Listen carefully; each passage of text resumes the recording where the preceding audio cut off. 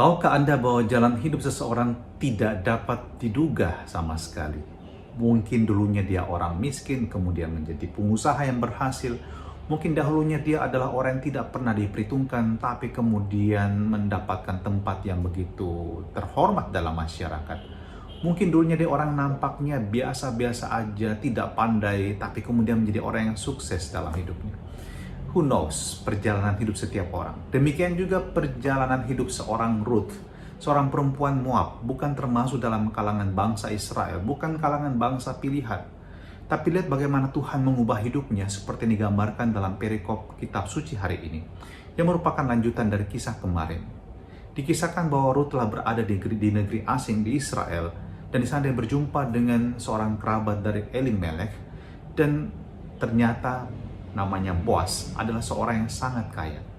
Dan pada suatu ketika sebagai seorang janda miskin yang hanya bergantung pada belas kasihan, dia pergi untuk memungut bulir-bulir gandum yang jatuh dari hasil panenan. Sebab memang bangsa Israel memberikan kemungkinan bagi para miskin, termasuk diantaranya para janda, untuk dapat hidup dari belas kasihan, dan karena itu mereka boleh memetik sisa-sisa bulir gandum yang ditinggalkan oleh yang mempunyai ladang. Dan pada saat itulah, saat yang tak terduga, Allah mengubah seluruh jalan hidup Ruth. Ketika Boaz menghampiri dia dan mengagumi dia karena ketulusan hatinya. Ingat, karena ketulusan hatinya yang kita dengarkan kemarin. Bahwa dia mau meninggalkan kampung halamannya, meninggalkan haknya untuk dapat berpisah dari Naomi ketika suaminya telah meninggal.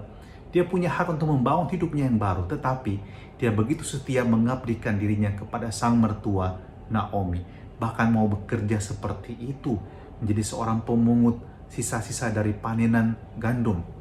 Dan apa yang terjadi? Boaz mengambil dia menjadi istrinya. Dan dari Ruthlah kemudian lahir tunas Isai. Ayah dari Raja Daud adalah anak dari Ruth. Anda bisa melihat Tuhan bisa mengerjakan apapun juga dalam kehidupan manusia. Tuhan memiliki rencana yang kadang-kadang tidak dapat kita pahami. Tetapi satu hal yang kita tahu adalah, seperti diceritakan dalam kitab suci, Tuhan mengangkat yang hina dina, memuliakan orang-orang yang rendah, sesuai dengan rencana dan maksudnya. Dan Tuhan dapat mengubah jalan hidup orang sedemikian rupa. Orang-orang yang benar diberkatinya, diberikan pertolongan. Maka seperti kata lagu, Tuhan tidak pernah tuli, tidak pernah buta. Tuhan mendengarkan kita. Itu betul adanya. Dan seperti Ruth yang penuh dengan penderitaan, diberkati oleh Allah dan jalan hidupnya diubah. Sesuatu yang tidak pernah dibayangkan oleh seorang Ruth, oleh Naomi mertuanya, tidak pernah. Tapi begitulah jalan Tuhan yang tak terduga ternyata dapat kita alami oleh siapapun juga dalam kehidupan ini. Yang paling penting adalah pertama, dalam penderitaan orang tidak boleh kehilangan harapan, tidak boleh kehilangan iman.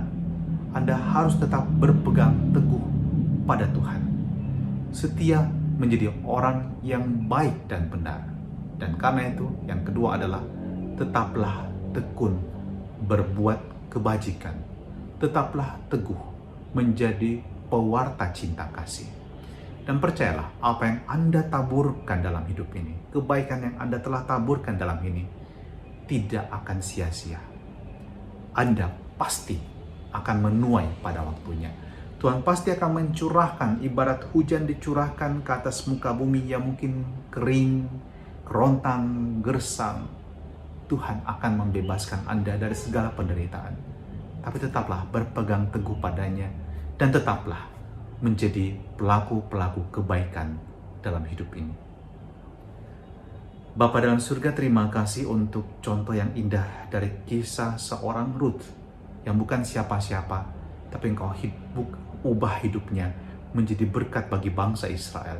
Perempuan yang asing dari negeri Moab ternyata menjadi ibu dari leluhur Raja Daud. Maka Tuhan bantu kami untuk tidak berkecil hati kalau kami mengalami juga penderitaan dan tantangan. Bantu kami Tuhan untuk bangkit kalau kami jatuh dan tetap berpegang teguh pada Engkau, percaya pada rencana-Mu, dan menaruh hidup kami di dalam tangan-Mu. Dan berkatilah kami dengan berkat-Mu yang Maha Kuasa, Bapa dan Putra dan Roh Kudus. Amin.